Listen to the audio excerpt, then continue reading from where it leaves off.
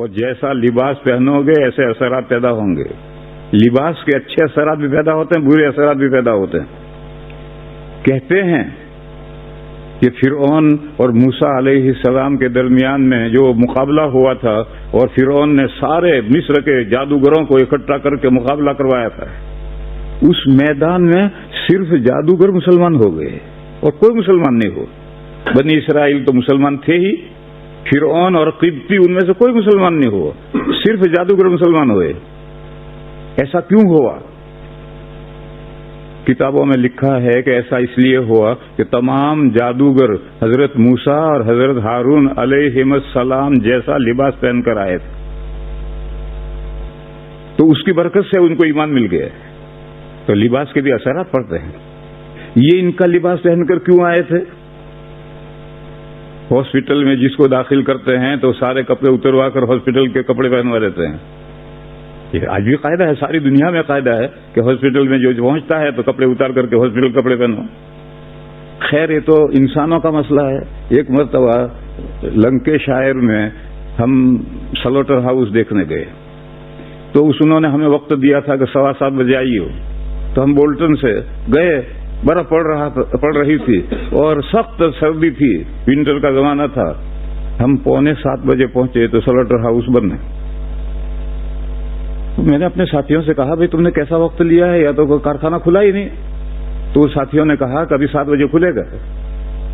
چنانچہ 7 بجنے میں 5 منٹ باقی تھے اور سن دے کر ایک گاڑی آئی اور کھڑی ہوئی، اس نے کارخانہ تالا کھولا اور اندر سب کھل دیا. دوسری گاڑی آئی، تیسری گاڑی آئی اور 7:05 پر انہوں نے ہمیں اپنا ڈریس بھیجا کہ یہ کپڑے پہن کر آ جاؤ. یعنی اوپر، اندر تو ہمارے کپڑے رہیں گے لیکن اوپر یہ کپڑے پہن کر آ جاؤ. یعنی ان سلوٹر ہاؤس کا جو ڈریس ہے وہ ڈریس اندر سے بھیجا انہوں نے ہمارے سب کے لیے کہ یہ ڈریس پہن کر کے آؤ. تو میں نے ان سے پوچھا کہ بھئی ہمیں اندر جا کر کام تھوڑی کرنا ہے، نوکری تھوڑی کرنی ہے، ذبح تھوڑی کرنے ہیں، ہم تو دیکھنے کے لیے آئے ہیں، ہم یہ لباس کیوں پہنے ہیں؟ تو اس نے مجھے جواب دیا، بہت معقول جواب دیا. اس نے کہا کہ آپ اندر آئیں گے تو جانوروں میں بھی گھومیں گے، جہاں گھیٹے بکرے سب بندھے ہوئے ہیں سینکڑوں کی تعداد میں ہیں، ان میں بھی گھومیں گے. تو آپ کا لباس دیکھ کر ہمارے جانور ڈریں گے، بچکیں گے. اور ہمارے جیسا ہی لباس آپ نے پہن رکھا ہے تو جانوروں کو کوئی نئی بات معلوم نہیں ہوگی. تو بات تو سمجھ میں آیا کہ جو لباس کا بھی اثر پڑتا ہے. اگر ہم یہ لباس پہن جائیں گے تو گھیٹے بکرے تو ڈریں گے، اور ان کا لباس پہن کر جائیں گے تو نہیں ڈریں گے. ان مثالوں سے معلوم ہوا کہ لباس کا ظاہر کا بھی اثر پڑتا ہے، دوسروں پر بھی اثر پڑتا ہے، اپنی طبیعت پر بھی اثر پڑتا ہے. حضرت موسیٰ علیہ السلام اور حضرت ہارون علیہ السلام دونوں کا لباس پہن کر جادوگر آئے تھے، تو ان کی طبیعتوں پر یہ اثر پڑا کہ موسیٰ علیہ السلام جب لاٹھی ڈالی اور وہ لاٹھی ان کے جادوؤں کو کھا گئی تو سارے کے سارے سجدے میں گر پڑے اور ایمان لائے. تو خود اپنے طبیعت پر بھی اثر پڑتا ہے اور دوسروں پر، جانوروں پر بھی اثر پڑتا ہے، تو دوسرے انسانوں پر کیوں اثر نہیں پڑے گا؟ اس لیے میرے بھائیوں، اسلامی لباس پہن کر مسجد میں آیا کرو.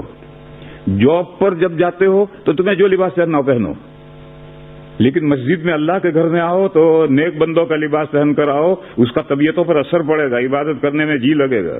اور اگر آپ وہی لباس جو جاب کا لباس ہے وہی لباس پہن کر آئے اور ہاتھ میں موبائل بھی، بڑا موبائل بھی لے کر آئے اور تکبیر ہونے تک موبائل سے کھیلتے ہی رہے، تو طبیعت پر کیا اثر پڑے گا اس کا اندازہ خود ہی سمجھو. تو دشمنان اسلام نے عربوں کی عورتوں کا جو کرتا تھا وہ مردوں کو پہنا دیا ہے. آج عربوں کے جتنے کرتے ہیں یہ مردوں کے کرتے نہیں ہیں، یہ سب عرب عورتوں کے کرتے ہیں جو عرب مردوں نے پہن لیے. مردوں کا کرتا کیا ہے؟ ایک حدیث شریف سنو.